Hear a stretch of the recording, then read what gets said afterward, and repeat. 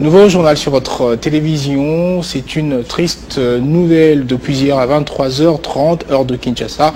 Elisabeth Olangi-Wosho a rendu l'âme de suite d'une courte maladie. Nos reporters ont fait le déplacement de l'une des résidences de la famille. Images et commentaires. Ce visage, on ne le reverra plus, du moins étant vivant. Si les images, autant éparpillées dans le média, permettront de la revoir, le micro de la CIFM6 cependant n'amplifierait plus la voix forte et rauque de cette femme. Une femme qui a combattu, une femme qui avait un combat, une femme qui avait l'esprit de divorce. Elisabeth Olangi-Wosho, puisque c'est d'elle qu'il s'agit, a rendu l'âme hier lundi à 23h30 dans la capitale congolaise. Visiblement affectée par le décès le 1er octobre 2017 de son époux, Joseph Olangi-Wosho, en République sud-africaine, et dont l'enterrement est intervenu le samedi dernier à Ntsélé, dans une concession familiale, c'est seulement quelques 7 mois après que la servante de Dieu a quitté la terre des hommes, attaquée par une crise cardiaque, à en croire la famille. Une nouvelle qui, on peut le voir, a fait effet de tonnerre dans le chef de toute la communauté chrétienne, particulièrement celle du ministère du combat spirituel que dirigeait le couple. Tous sont abattus et bouleversés. Quand je suis encore étudiant, j'étudiais, alors j'avais des combats, beaucoup de combats dans mes études. Mais j'ai rencontré maman, il m'a fait entrer en prière. J'étais en prière à 17e, presque une année, j'avais arrêté mes études. Mais depuis que je suis sorti de cette prière-là, en tout cas, mes études ont changé, je commence à passer de victoire en victoire. Dans un témoignage vivant dans ma terre à maman Lang, ça a été 13 ans stérilité primaire dans sa robotate. Alors on a un combat spirituel, on a un mobile nanga, on a une prière ya FF, nous avons pesi biso mwana lelo na bota mwana pe nazo ki mwana te na nzambe ya maman Lang na papa Lang na bota lelo na koma mama mwana.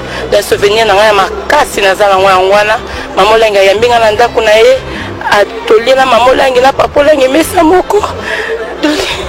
Et côté famille biologique, c'est sans voix et en larmes que la triste nouvelle a été accueillie. D'abord le père, puis la mère, la progéniture aussi spirituelle que biologique n'en revient pas. La douleur est grande. Ici, à la résidence familiale, dont l'accès est jusque-là interdit à la presse, s'effectue le recueillement en attendant le programme des obsèques.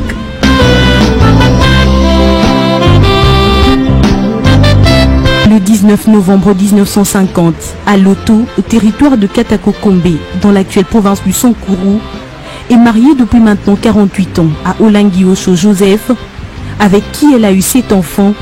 C'est aux côtés de cet homme que celle que l'on appelait affectueusement Maman Olangi a su tenir ce ministère de renom CIFM6, Communauté internationale de femmes du Christ.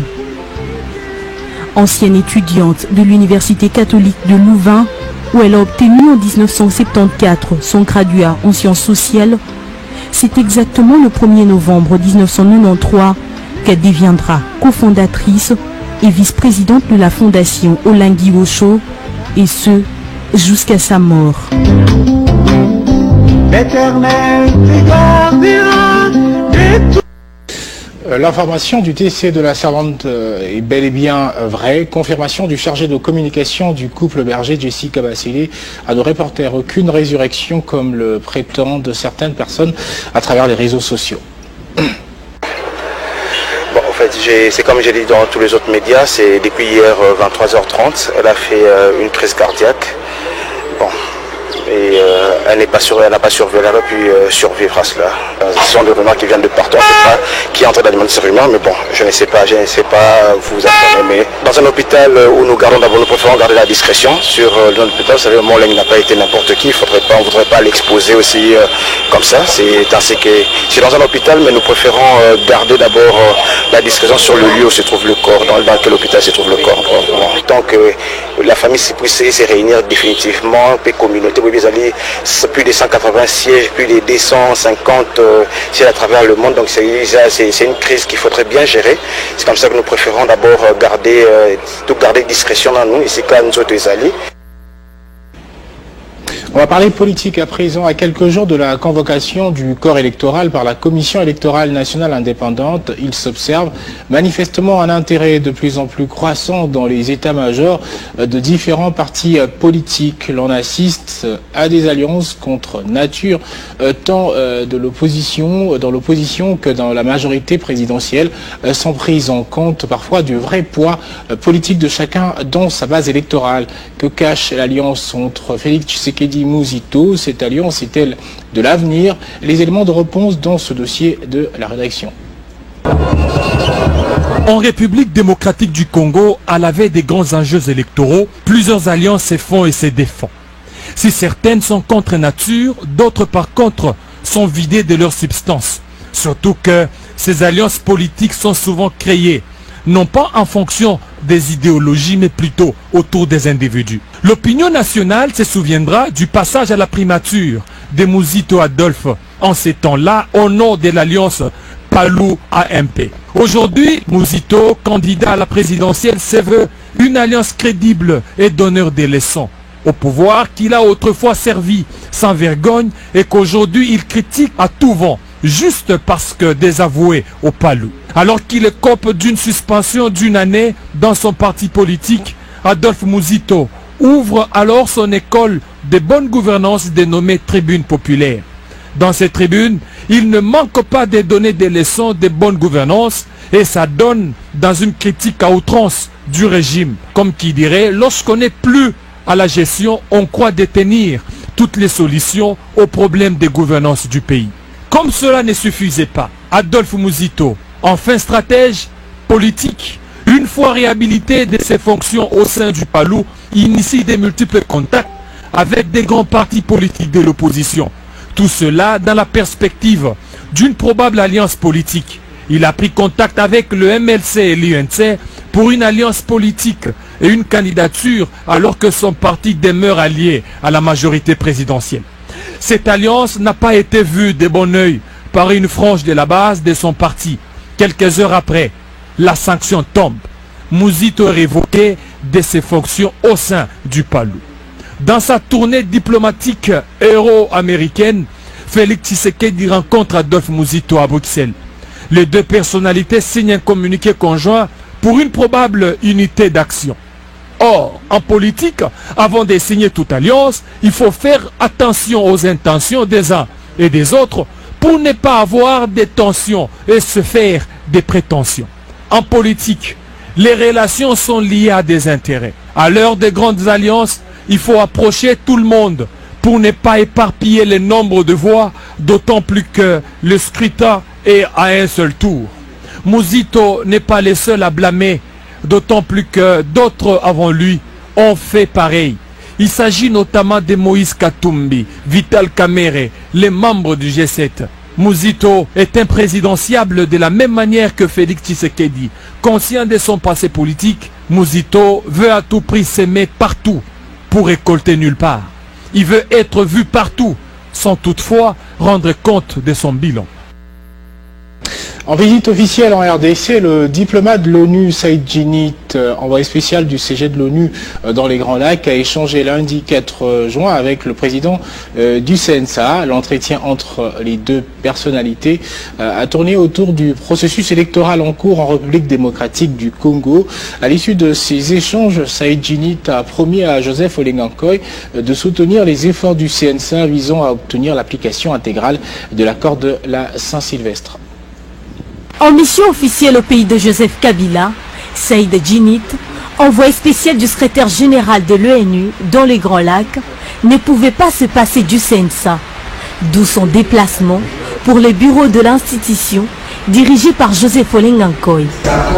Ici, les échanges entre les deux parties vont porter sur le processus électoral en cours en République démocratique du Congo.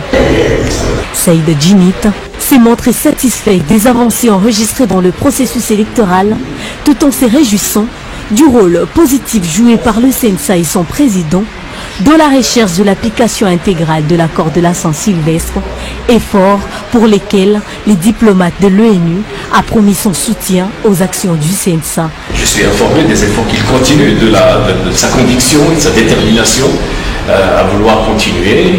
Il semble positif et nous sommes heureux que nous ayons cette disposition et c'est pour ça que je suis venu l'encourager. Une réaction qui réjouit le Sensa, mais qui surtout est considérée à la fois comme un motif de fierté et une victoire diplomatique par l'ensemble de ses membres, à en croire Joseph Olengankoy. Tout a été dit par l'envoyé spécial des Nations Unies et sur ce, moi et mon institution restons ouverts à toute collaboration. Pour ce qui est de la tenue des élections, le souhait de Djinit est que la CENI parvienne à atteindre cet objectif du 23 décembre 2018 pour des élections qui, selon lui, devraient être acceptables par tous et organisées dans un climat apaisé.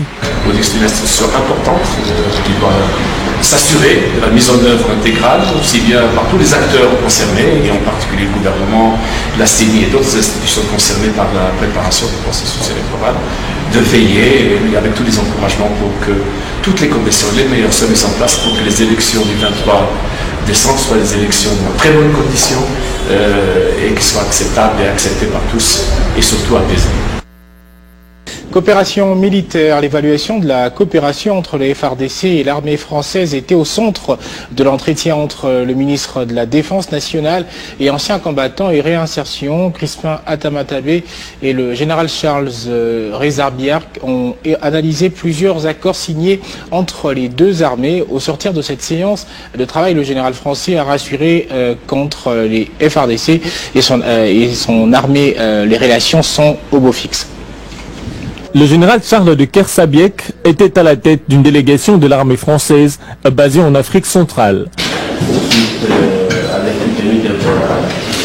Face au ministre de la Défense nationale et les experts de l'état-major général, l'analyse et l'évaluation de la coopération entre les FARDC et l'armée française étaient jugées au beau fixe. Je commande les éléments français au Gabon et je suis à ce titre responsable de la coopération militaire opérationnelle que la France entretient avec tous ses partenaires de toute l'Afrique centrale. Et donc bien évidemment, la République démocratique du Congo est un de nos partenaires privilégiés avec lequel nous entretenons des liens de coopération militaire très importants.